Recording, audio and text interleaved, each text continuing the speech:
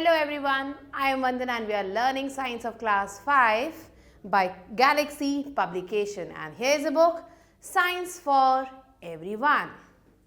Let's start with chapter number 11, which is the Earth, Sun, Moon.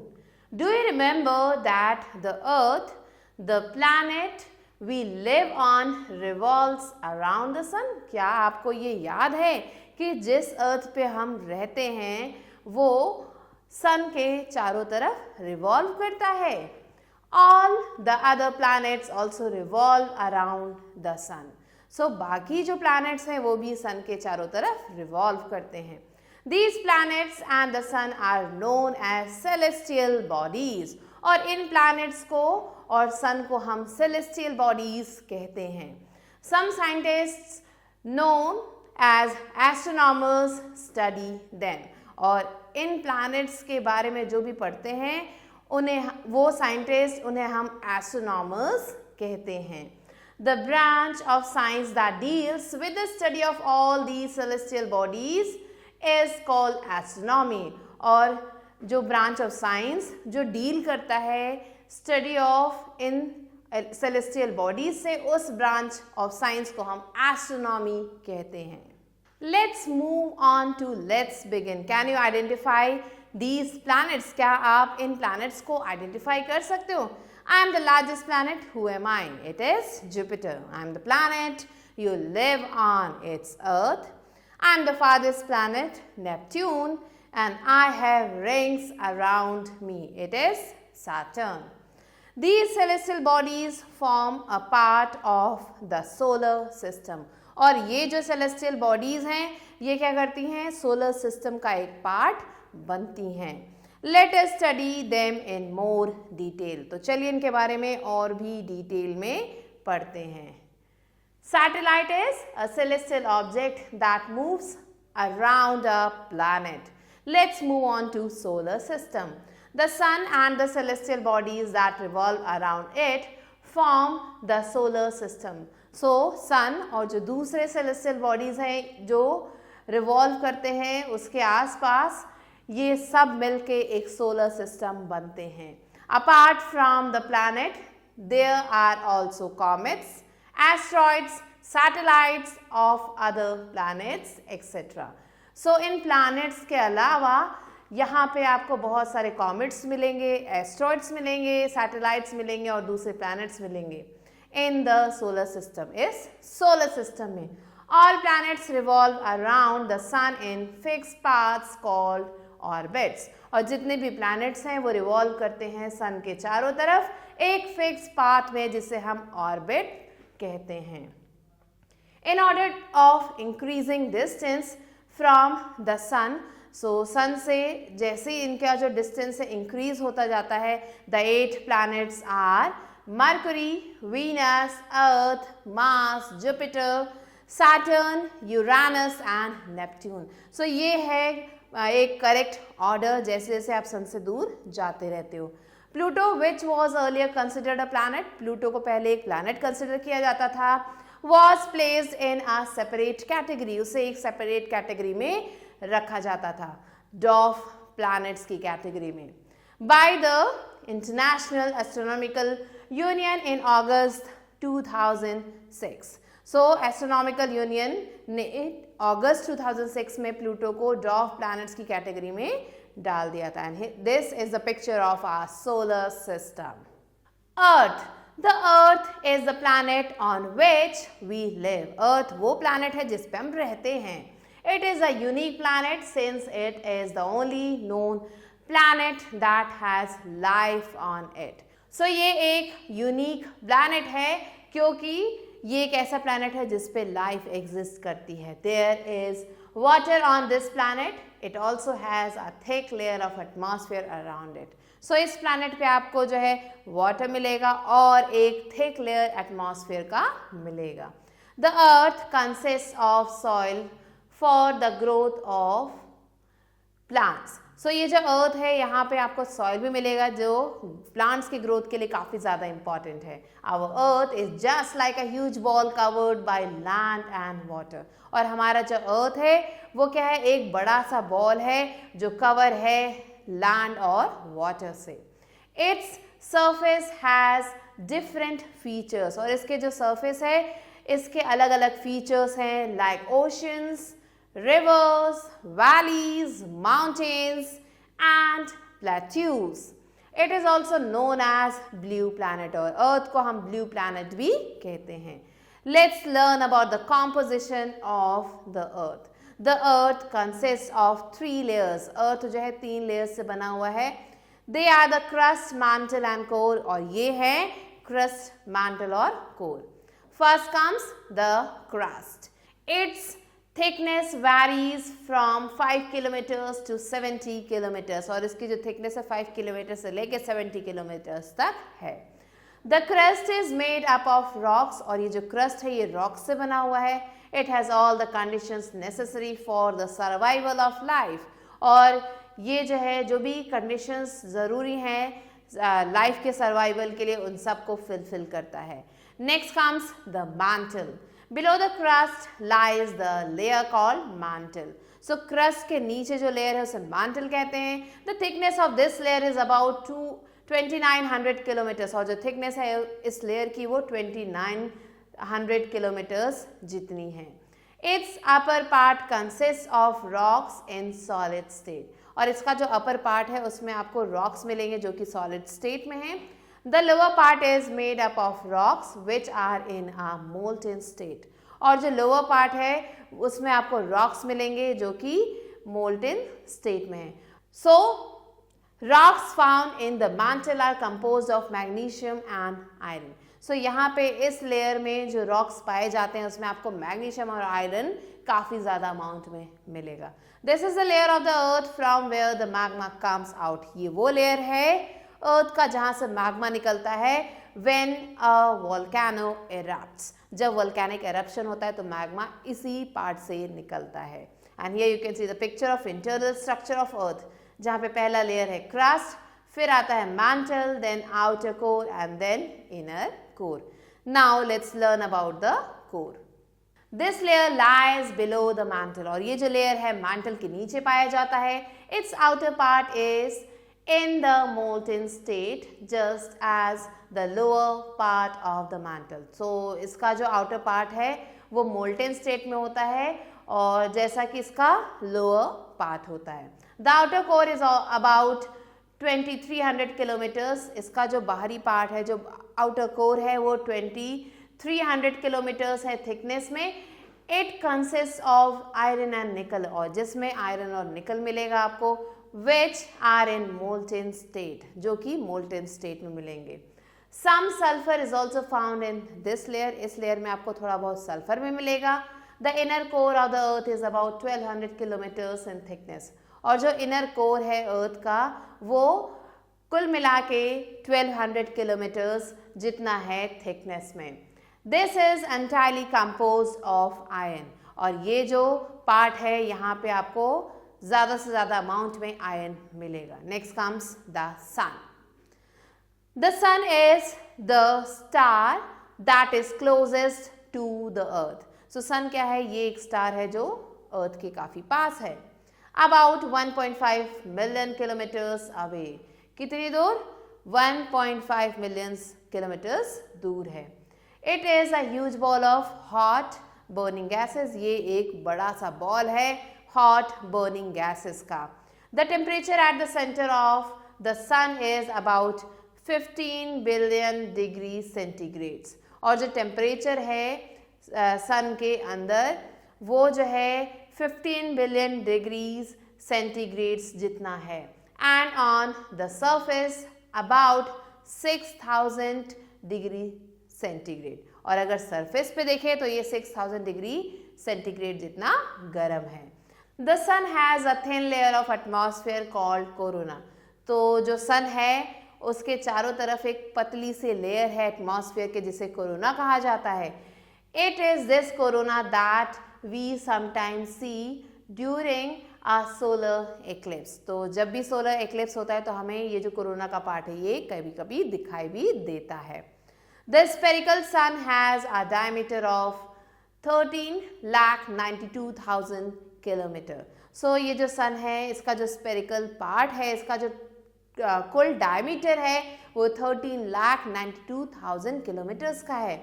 The sun is so big that 1,000,000 earths would fit into it. So sun इतना ज़्यादा बड़ा है कि अर्थ जैसे millions of earth उसमें जो है फिट हो सकते हैं, but it is still considered small because other stars are usually much larger। इसलिए इसे जो है सन को फिर भी जो है सबसे स्मॉलर जो है कंसिडर किया जाता है, क्योंकि जो बाकी स्टार्स हैं वो इससे भी बहुत ज़्यादा बड़े हैं। In fact the sun is called a dwarf star, और अगर हम कहें तो सन को हम डॉर्फ स्टार भी कहते हैं।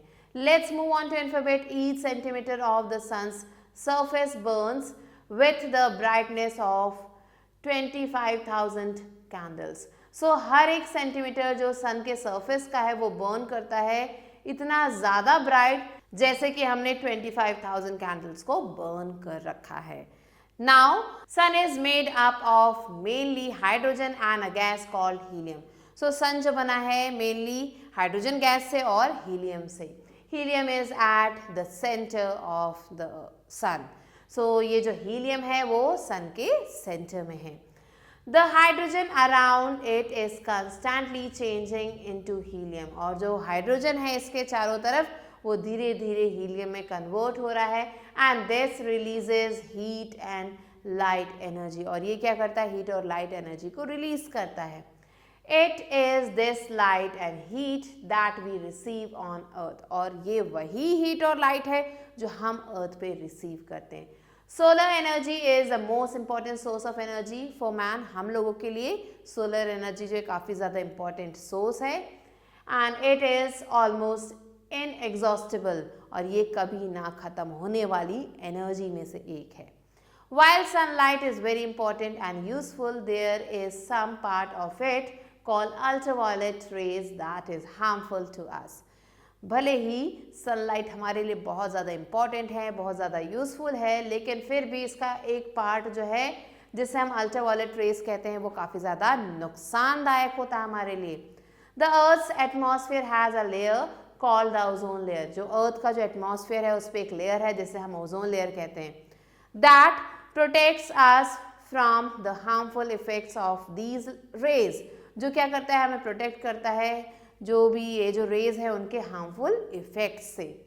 But scientist believe that due to some human activities a hole is now developing in the ozone layer. लेकिन जो साइंटिस्ट हैं उनका मानना है कि ह्यूमन एक्टिविटीज की वजह से एक होल जो है डेवलप होने लगा है इस ओजोन लेयर में। Let us now learn a little about the planets that revolve around the sun. Let's move on to checkpoint. Fill in the blanks with the correct words. First one, all the planets are called dash bodies, celestial bodies. Planets revolve around the sun in a fixed path called orbit.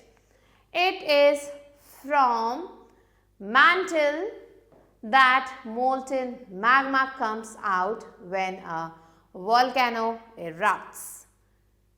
Fourth one, earth is covered with water. Fifth, there is a lot of iron in the mantles. Sixth one, oceans and continents lie on the crust. So these are the answers that you have to write. Now let's learn about Mercury. It is the planet nearest to the sun. So Mercury क्या है? ये एक planet है जो sun के काफ़ी पास है। It is the second smallest planet of the 8 planets of the solar system. ये क्या है? ये second smallest planet है जितने भी 8 planets हैं उसमें से। It takes about 88 days to complete one revolution round the sun. और सन के चारों तरफ चक्कर लगाने में, एक चक्कर लगाने में से टोटल 88 डेज लगते हैं। Mercury rotates on its axis in a period of 54 hours, और मर्करी जो है रोटेट करता है अपने एक्सिस पे टोटल 58 आवर्स के पीरियड में। इट हैज़ नो मून, और इसके पास मून नहीं है। And here you can see the picture of mercury. Next comes Venus. Venus, it has been named after the Roman goddess of love. इसका जो नाम पड़ा है वो रोमन गॉडेस ऑफ लव के नाम के बाद पड़ा है. It is the brightest of all the planets, और ये जो है जितने भी प्लैनेट्स हैं उनमें से ब्राइटेस्ट है. It is slightly smaller than the earth, और ये अर्थ से हल्का सा स्मॉल है. Venus rotates in a clockwise direction. Venus जो है क्लॉकवाइज डायरेक्शन में रोटेट करता है like Mercury. It does not have a satellite, और मरकुरी की तरह इसके पास भी कोई भी अपना सैटेलाइट नहीं है. It takes about 224.7 days to complete one revolution. So sun के चारों तरफ एक चक्कर लगाने में से टोटल 224.7 days लगते हैं. It takes 243 days to spin on its own axis, और ये टोटल 243 days लेता है अपने एक्सिस पे स्पिन होने में. Venus is usually visible in the mornings and evenings.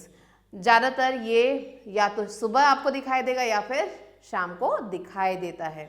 Hence it is also called morning star और इवनिंग स्टार, और इसीलिए इसे मॉर्निंग स्टार या फिर इवनिंग स्टार कहा जाता है. And here you can see the picture of Venus. Next comes earth. It is the third planet of the solar system. ये हमारे सोलर सिस्टम का थर्ड प्लैनेट है. It lies between Venus and Mars, और ये Venus और Mars के बीच में पड़ता है. Earth is the fifth largest planet of the solar system. Earth क्या है? ये फिफ्थ लार्जेस्ट प्लैनेट है सोलर सिस्टम का. It completes one revolution round the sun in 365 1/4 days, और ये पूरा एक रेवोल्यूशन लगाता है सन के चारों तरफ, और उसमें इसे 365 1/4 days लगते हैं. 5 hours 48 minutes and 45.51 seconds. That is 365 days. It completes one rotation on its axis in 23 hours 56 minutes and 4.09 seconds. अब अपने एक्सिस पे एक चक्कर लगाने में अर्थ को इतना टाइम लगता है. That is 24 hours. And here you can see the picture of Earth. Next comes Mars. Mars is smaller than the Earth. Mars जो है अर्थ से छोटा है. It completes one revolution round the sun in about 687 days.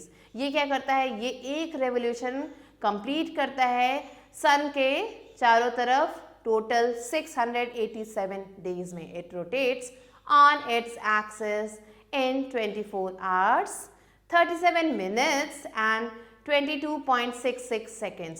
ये rotate करता है अपने axis पे 24 hours 37 minutes और 22.66 seconds में. Mars is named after the Roman God of war, और मार्स का जो नाम है वो पड़ा है रोमन गॉड ऑफ वॉर के नाम पे. It is called the red planet. Next comes Jupiter. It is the largest planet of the solar system. It completes one revolution around the sun in about 12 years. ये क्या करता है? सन के चारों तरफ चक्कर लगाने में, एक चक्कर लगाने में से टोटल 12 years लगते हैं. It completes one rotation in just under 10 hours, और एक रोटेशन लगाने में से सिर्फ 10 hours लगते हैं. It is mostly made of gases of which hydrogen is the most prominent. ये जो है ज़्यादातर गैसेस से बना है और जिसमें हाइड्रोजन सबसे ज्यादा है. Next comes Saturn. Saturn is the second largest planet of the solar system. ये सेकेंड लार्जेस्ट प्लैनेट है सोलर सिस्टम का. It revolves round the sun in 10,759.06 days. सो इसे इतना टाइम लगता है सन के चारों तरफ एक चक्कर लगाने में. It completes one rotation in 10 hours and 14 minutes, और एक रोटेशन कंप्लीट करने में से 10 hours 14 minutes लगते हैं.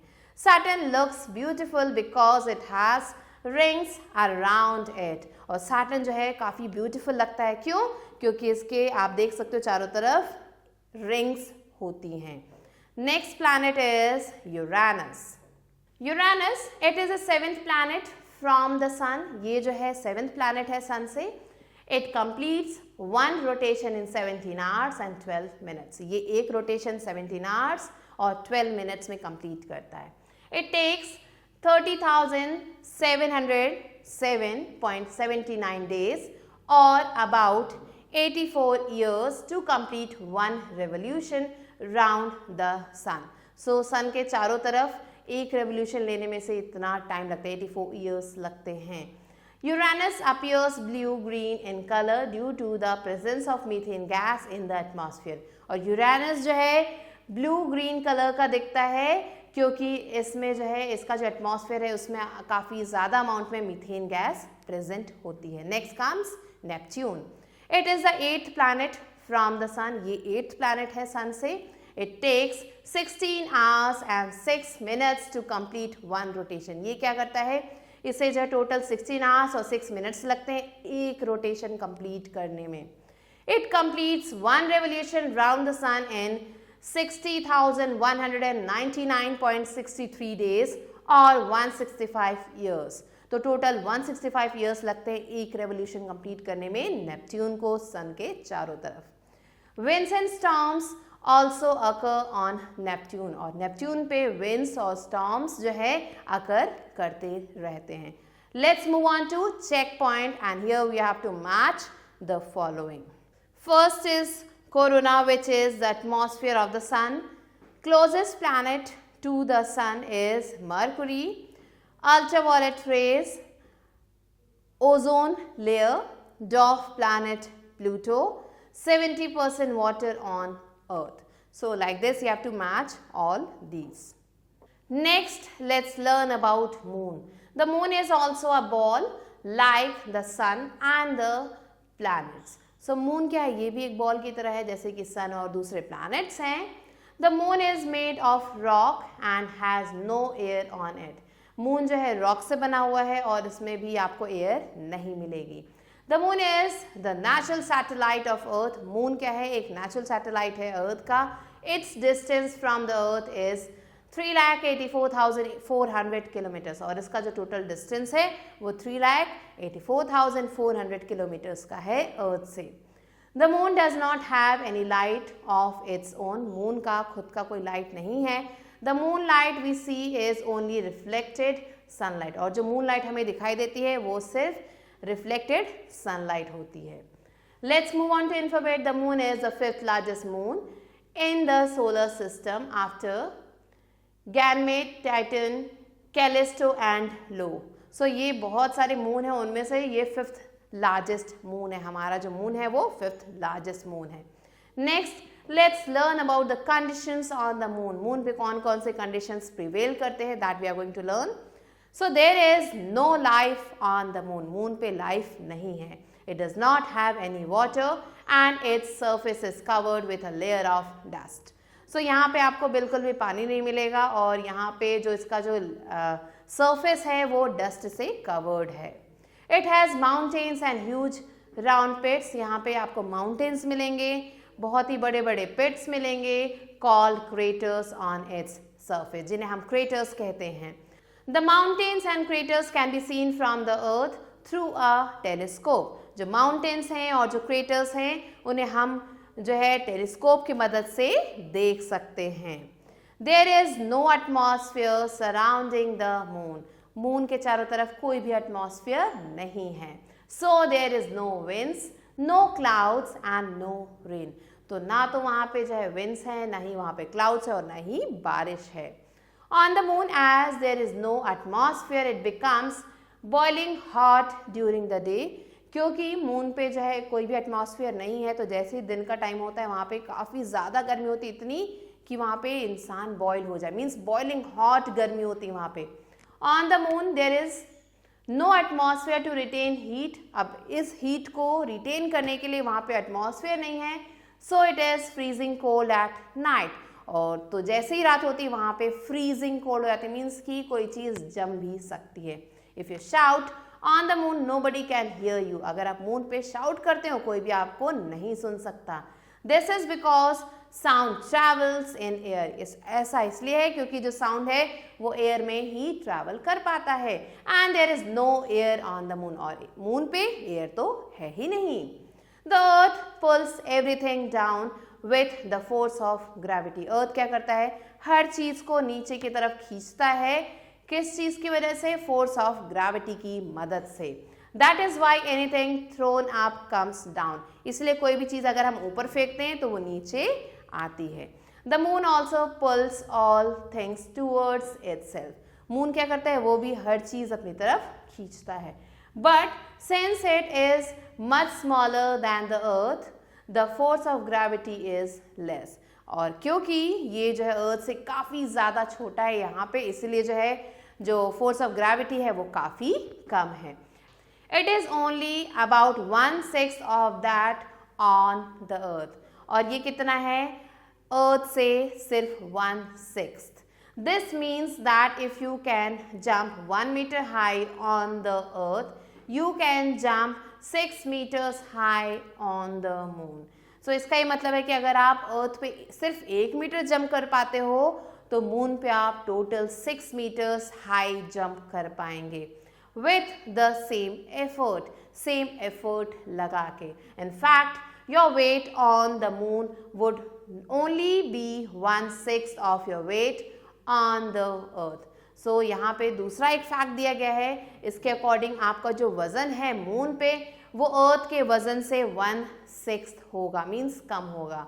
The moon has no light of its own, moon के पास अपना खुद का लाइट नहीं है। But why does the moon shine, लेकिन ये जो मून है वो शाइन क्यों करता है? It acts as a giant mirror, ये एक जाइंट मिरर की तरह एक्ट करता है। द मून रिसीव्स लाइट from the sun and reflects it to the earth. Moon क्या करता है? लाइट को सन से जो है रिसीव करता है और उसे वापस रिफ्लेक्ट करता है अर्थ पे। The surface of the moon is not smooth, और जो सर्फेस है मून का वो स्मूथ नहीं है। And here you can see the picture of the surface of the moon, it is not at all smooth. It is made up of grey rock and rock dust, ये किस चीज से बना हुआ है? ये ग्रे रॉक से और रॉक डस्ट से बना हुआ है। There are rough mountains and also millions of round pits called craters, यहाँ पे बहुत सारे रफ माउंटेन्स हैं और बहुत सारे राउंड पिट्स हैं जिन्हें हम क्रेटर्स कहते हैं। Here you can see this is the crater. The craters are believed to be made by chunks of rock that smashed into the moon like bullets. Such rocks are called meteoroids. So ये जो craters है ऐसा माना जाता है कि ये जो है कैसे बनते हैं? जब meteoroids मीन्स छोटे छोटे चंक ऑफ रॉक जो है आके स्मैश हो जाते हैं, मीन्स टकरा जाते हैं मून से, तो ये जो है क्रेटर्स बन जाते हैं और इन छोटे छोटे रॉक्स को, इन छोटे छोटे चंक्स को हम meteoroids कहते हैं। Next comes meteors and meteorites. You might have seen streaks of light in the sky at night. रात में आपने जो है बिजली की एक जो है लाइन सी जाती हुई देखी होगी। They are called shooting stars or meteors. उन्हें हम shooting stars या फिर meteors या फिर टूटता हुआ तारा कहते हैं।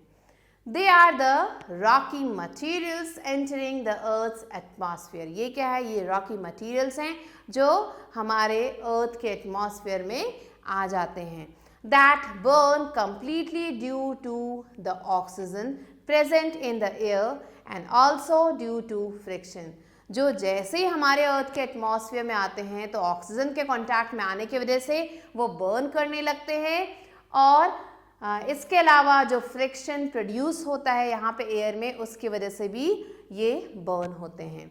So we see a streak of light, तो हमने क्या देखा? यहाँ पे हम देखते हैं कि एक स्ट्रीक ऑफ लाइट हमें दिखाई देती है। द बिगर पीसेस में नॉट गेट कंप्लीटली बर्न्ड, जो बड़े पीसेस हैं वो पूरी तरह से बर्न नहीं होते, and may be left out and hit the earth. So ये जो है पूरी तरह से बर्न नहीं होते हैं जो बड़े पीसेस हैं, और ये हो सकता है थोड़ा बहुत बच जाए और अर्थ के क्रस्ट को हिट कर दे।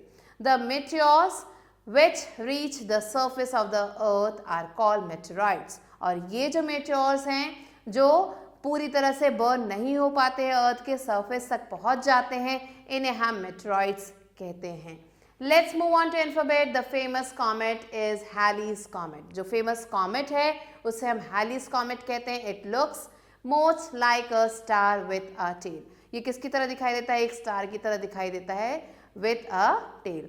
It appeared on 9th February 1986 when can we expect it again. So आपको अभी बताया गया कि टोटल 76 ईयर्स में ये अपीयर होता है, तो लास्ट टाइम ये 9 फरवरी 1986 को देखा गया था।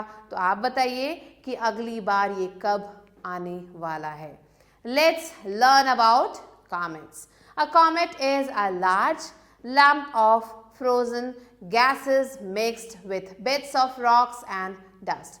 कॉमेट क्या है? ये काफ़ी बड़ा लंप है फ्रोजन गैसेस का, जो छोटे छोटे रॉक्स और डस्ट से मिक्स होता है। When it comes close to the sun, जैसे ही ये सन के पास आता है, the solar wind from the sun blows particles from the comet into a tail which always points away from the sun। When it comes closest to the sun, जैसे ये सन के पास आता है, जो सोलर विंड है सन से वो ब्लो करने लगती है और जिसकी वजह से ये जो कॉमेट है उसमें आपको एक टेल दिखाई देती है, जो हमेशा क्या करता है? हमेशा पॉइंट करता है away from the sun, sun से दूर की तरफ पॉइंट आउट करता है। Next let's learn about the phases of the moon. The moon as seen from the earth appears to change its shape every day। सो जो मून है जिसे हम अर्थ से देख सकते हैं, वो डेली अपने शेप को चेंज करता है। ऐसा लगता है कि वो डेली अपने शेप को चेंज कर रहा है। From a thin crescent to the full moon, एक थिन क्रीजेंट शेप से फुल मून तक ऐसा लगता है वो रोज अपने शेप को चेंज कर रहा है। This is because we only see the part of the moon that reflects the light of the sun to us.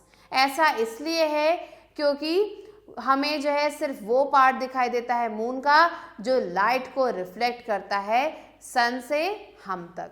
The rest of the moon is dark, जो बाकी बचा हुआ मून का पार्ट है वो डार्क होता है। These different shapes of the moon as seen from the earth are called phases of the moon. और ये जो अलग अलग शेप्स हैं मून के जो हमें अर्थ से दिखाई देते हैं, इन्हें हम फेजेस ऑफ द मून कहते हैं। And here you can see the different phases of moon. When the side of the moon facing to us gets no sunlight at all, वो साइड मून का जिस पे बिल्कुल भी सनलाइट नहीं पड़ी और अगर वो हमारी तरफ है, we can not see the moon, हमें मून दिखाई ही नहीं देगा। We call this a new moon, इसे हम एक न्यू मून कहते हैं। As the moon moves along its orbit, जैसे जैसे मून अपने ऑर्बिट पे घूमता रहता है, a small portion of the side facing us gets sunlight and we can see a crescent moon। So जो एक मून का जो फेस है उसका जो स्मॉल पोर्शन जहाँ पे भी सनलाइट पड़ती है वो हमें दिखाई देने लगती है और इसे हम क्रीजेंट मून कहते हैं। In a week we can see half of the moon, एक हफ्ते के बाद हम पूरा हाफ मून देख पाते हैं। After some days we see 3/4 of the moon, और कुछ दिनों बाद हमें 3/4 मून के दिखाई देने लगते हैं। This is the gibbous moon, और इसे gibbous moon कहा जाता है। In 2 weeks the entire side facing us gets sunlight, और 2 हफ्तों में जो पूरा entire side है वो जो है जहाँ पे सनलाइट पड़ रही है वो हमें दिखाई देने लगता है। We can then see the full moon, और फिर हमें full moon दिखाई देता है। At this the phases reverse, और इस पे जो phases हैं वो reverse हो जाते हैं। Let's move on to hearts। What would happen if the sun stopped burning? क्या होगा अगर सन जो है जलना बर्न होना बंद हो जाए? What would happen if the earth did not have the force of gravity? क्या होगा अगर अर्थ के पास force of gravity नहीं होगा? So answer these questions yourself. Next, let's learn about the landing on the moon. The first landing on the moon was done by Apollo 11 space flight on 20 July 1969. जो पहली landing थी moon पे वो की गई थी अपोलो 11 स्पेस फ्लाइट से। कब की गई थी? 20 जुलाई 1969 को की गई थी। The first person to land on the moon was Neil Armstrong. जो पहला पर्सन जो मून पे लैंड कर रहा था उसका नाम था Neil Armstrong. Edwin Aldrin was the second person to step on the moon. और एडविन एल्ड्रिन कौन थे? वो सेकेंड पर्सन थे जिन्होंने मून पे अपना कदम रखा था। When Neil stepped on the moon, he said, "That is one step for a man." So जैसे ही नील जो है उन्होंने अपना पहला कदम मून पे रखा, उन्होंने कहा यही वो पहला स्टेप है मैन का। One giant leap for mankind, जो मैनकाइंड के लिए एक बड़ा जो है उपलब्धि बन सकता है। Neil Armstrong spent about 2.5 hours outside the spacecraft। Neil Armstrong ने टोटल 2.5 आवर्स जो है स्पेंड किए थे अपने स्पेसक्राफ्ट के बाहर। ऑल्ड्रिन स्पेंड स्लाइटली लेस, और ऑल्ड्रिन ने थोड़ा कम समय व्यतीत किया था। Together they collected 21.5 kg of lunar material to bring back to the earth. और इन्होंने मिलके टोटल 21.5 kg लूनर मटीरियल जो है कलेक्ट किया था और उसे अर्थ तक वापस ले आए थे। Next, let's learn about the eclipses. Shine a torch towards a wall. आपको क्या करना है? एक टॉर्च को शाइन करना है वॉल की तरफ। Now put your hand between the torch and the wall. अब हमें क्या करना है? टॉर्च और वॉल के बीच में अपना हैंड लगाना है। Can you see the shadow of the hand on the wall? क्या आप जो है शैडो देख सकते हो अपने हैंड का वॉल पे? The earth and the moon also cast shadows in space when sunlight falls on them. तो ऐसे ही ये जो अर्थ है या जो मून है ये भी अपने शैडो को कास्ट करते हैं कि एक दूसरे के ऊपर जब सनलाइट इनके ऊपर पड़ती है। This causes solar and lunar eclipses, और इसकी वजह से ही सोलर और लूनर eclipses होते हैं। Let's move on to alphabet. The maximum time a lunar eclipse can last is 3 hours and 40 minutes. So ये है maximum time जितनी देर एक lunar eclipse जो है last कर सकता है। तो total ये क्या time है? 3 hours 40 minutes. Solar eclipse always occurs 2 weeks before or after a lunar eclipse. और जो solar eclipse है वो हमेशा आता है 2 week पहले या फिर बाद में लूनर एक्लिप्स के। Let's learn about solar eclipse. Sometimes the moon comes in between the sun and the earth. So कई बार क्या होता है, जो मून है वो सन और अर्थ के बीच में आ जाती है। Here you can see this is sun, moon and earth. So moon जो है सन और अर्थ के बीच में आ जाता है। It then blocks the light of the sun, और जिसकी वजह से ये क्या करता है, मून सूरज की रोशनी को ब्लॉक कर देता है, अर्थ पे पहुंचने नहीं देता है। And cast a shadow on the earth, और उसकी वजह से एक शैडो अर्थ पे क्रिएट होती है। The people in the shadow area can either not see the sun at all और can see it only partially. अब वो लोग जो इस शैडो पार्ट में रहते हैं वो लोग जो है या तो सन को पूरी तरह नहीं देख पाते या फिर पार्शली नहीं देख पाते हैं। We call this a solar eclipse, और इसे हम सोलर एक्लिप्स कहते हैं। If the sun is completely blocked off by the moon, अगर सन पूरी तरह से मून के द्वारा ब्लॉक्ड ऑफ है, it is a total solar eclipse, और इसे हम टोटल सोलर एक्लिप्स कहते हैं। If it is only partially blocked off, अगर ये सिर्फ पार्शियली ब्लॉक्ड ऑफ है, it is called a partial solar eclipse, इसे हम पार्शियल सोलर एक्लिप्स कह सकते हैं। The eclipse ends as the moon continues in its orbit, ये एक्लिप्स जो है खत्म हो जाता है जैसे ही मून अपने ऑर्बिट को कंटिन्यू करता है and moves away from the sun, और सन से दूर चला जाता है। So here is a picture of solar eclipse. A solar eclipse does not last for more than 7 minutes. Solar eclipse 7 minute से ज़्यादा का नहीं होता है। Never watch a solar eclipse directly, even through sunglasses. Sunglasses से भी हमें solar eclipse को directly नहीं देखना चाहिए। The light from the sun is very strong and can damage your eyes. जो light होती है sun की वो काफ़ी ज़्यादा strong होती है और हमारी आँखों को नुकसान कर सकती है, उसे खराब कर सकती है। Let's move on to alphabet. Light rays from the sun take 8 minutes 20 seconds to reach the earth. जो light rays हैं सन से उसे जो है यहाँ अर्थ तक पहुंचने में टोटल 8 मिनट्स 20 सेकेंड्स लगते हैं. Let's learn the next topic which is lunar eclipse. When the earth comes in between the sun and the moon, अब जब जो है अर्थ आ जाता है मून और सन के बीच में, the shadow of the earth can fall on the moon. जो शैडो है अर्थ की वो मून पे पड़ने लगती है. We then have a lunar eclipse. तो यहाँ पे lunar eclipse होता है. If the shadow of the earth covers the moon completely, अगर जो शैडो है अर्थ की वो मून को पूरी तरह से जो है ढक ले, then there is a total lunar eclipse. तो क्या होता है? total lunar eclipse होता है. When it covers the moon only partially, जब ये मून को सिर्फ partially ढकता है, we have a partial lunar eclipse. हमें जो है यहाँ पे partial lunar eclipse मिलता है. And here you can see the picture of lunar eclipse. Now let's learn about the artificial satellites. Humans have been successful in placing their own satellites around the earth. Humans जो है बहुत ही successfully उन्होंने place कर दिया अपने खुद के satellites अर्थ के चारों तरफ. These satellites are sent up in rockets. और ये जो सैटेलाइट्स है ये रॉकेट में जाते हैं. They revolve around the earth and are used for various purposes. ये जो है रिवॉल्व करते हैं अर्थ के चारों तरफ और जो है यूज किए जाते हैं बहुत सारे पर्पसेस के लिए. They are known as artificial satellites और इन्हें आर्टिफिशियल सैटेलाइट्स कहा जाता है. Sputnik 1 was the world's first artificial satellite. ये वर्ल्ड का पहला आर्टिफिशियल सैटेलाइट है. It was launched on 4 October 1957 by the Russians.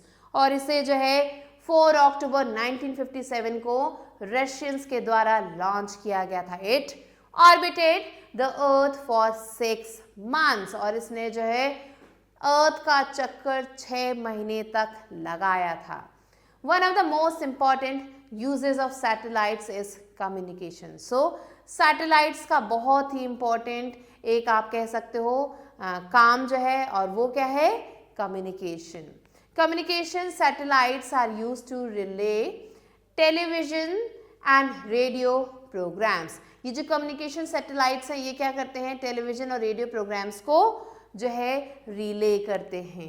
They are also used for sending telephone signals to far off places. और इन्हें use किया जाता है telephone signals को भेजने के लिए दूर जगहों पे.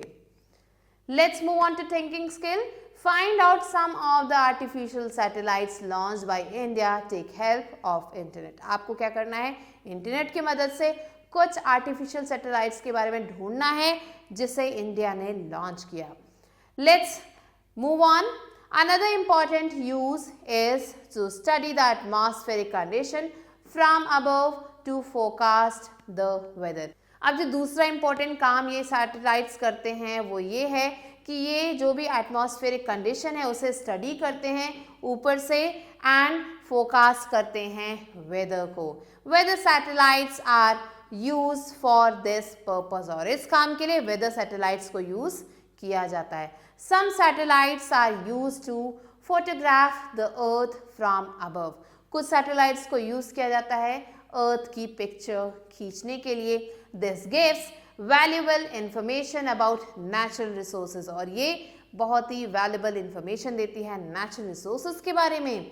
Others are used to study stars and planets. और दूसरों को यूज किया जाता है stars और planets के बारे में पढ़ने के लिए. Here you can see the picture of a satellite. Next topic is the stars.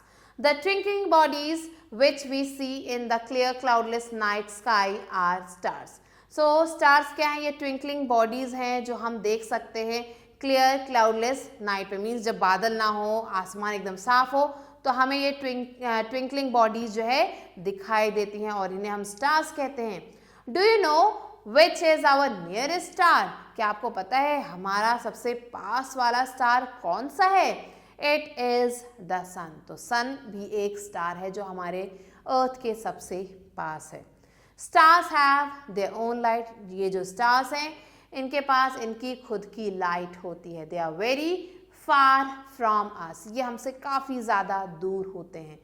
That is why we see them as small objects. इसलिए हम इन्हें स्मॉल ऑब्जेक्ट्स की तरह देखते हैं, but they are very big in size, लेकिन ये काफी ज्यादा बड़े होते हैं साइज में.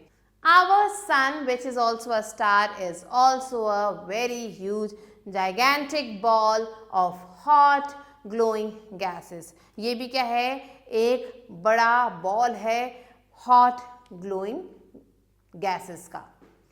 13 lakh Earths can easily fit into its volume. So ये जो sun है इसका वॉल्यूम इतना ज़्यादा है कि उसमें 13 लाख अर्थ जो है फिट हो सकते हैं. A large number of stars together form groups. बहुत सारे जो स्टार्स हैं एक साथ मिलके जो है ग्रुप्स बनाते हैं. These groups are known as galaxies, और इन ग्रुप्स को हम गैलेक्सीज कहते हैं. The name of our galaxy is Milky Way, और हमारी गैलेक्सी का जो नाम है वो है Milky Way. Our nearest galaxy is Andromeda. Small groups of stars which resemble the figures of animals or other objects are known as constellations. So, stars का जो ग्रुप जो किसी एनिमल को रिजेंबल करता है या किसी ऑब्जेक्ट को रिजेंबल करता है, इन ग्रुप ऑफ स्टार्स को हम कॉन्स्टेलेशंस कहते हैं. एग्जाम्पल है large, bear, Libra, Orion etcetera. तो ये क्या हैं, कुछ constellations. And here you can see elliptical galaxy and spiral galaxy. Now let's move on to keywords. Celestial is bodies such as the sun, moon, stars and planets. Crust is outermost layer of the earth. Mantle is the layer below the crust. Core, the layer of the earth below the mantle. It is the innermost layer of the earth. Magma is hot substance that comes out during volcanic eruption. Corona is thin layer of atmosphere around the sun.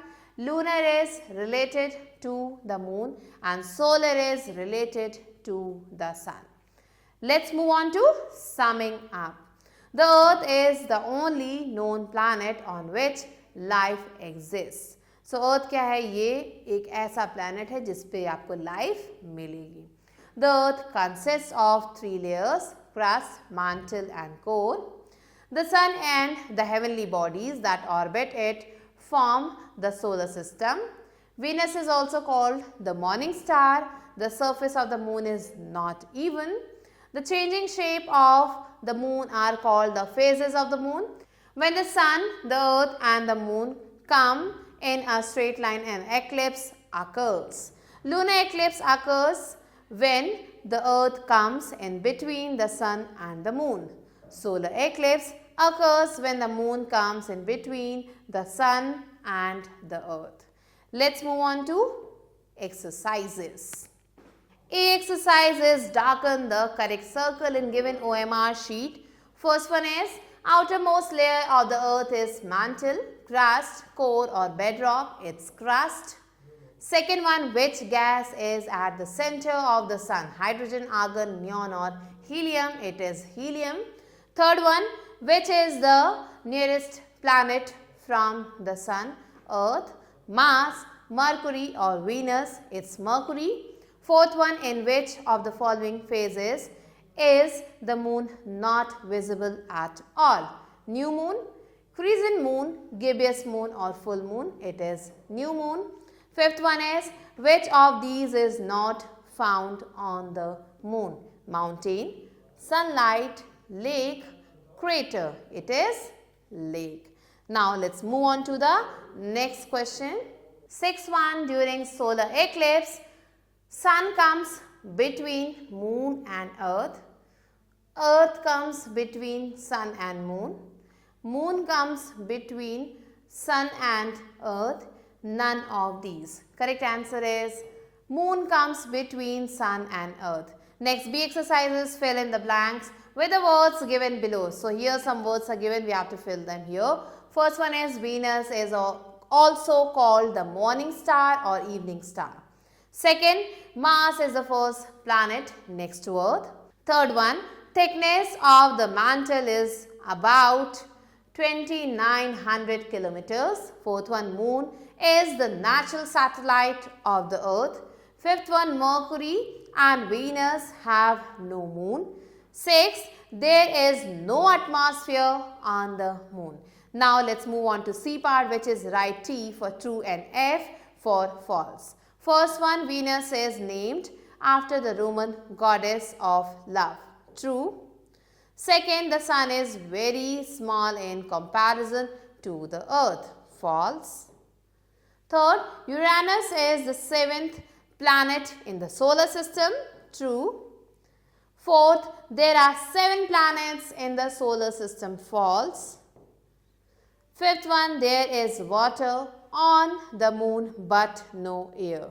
This is again false. So you have to write down the answers like this. Next, let's move on to match the following. Let's move on to D part, which is match the following. So here 2 columns are given, we have to match them. First, continents and oceans, crust, center of the solar system, sun, molten state, core, gibbous and crescent, moon, sun in shadow, solar eclipse. These are the answers you have to mark and do the rest of the questions like this. With this, I hope you understood the chapter. I'll be meeting you soon with a new video and a new chapter. Till then, stay tuned and thanks for watching.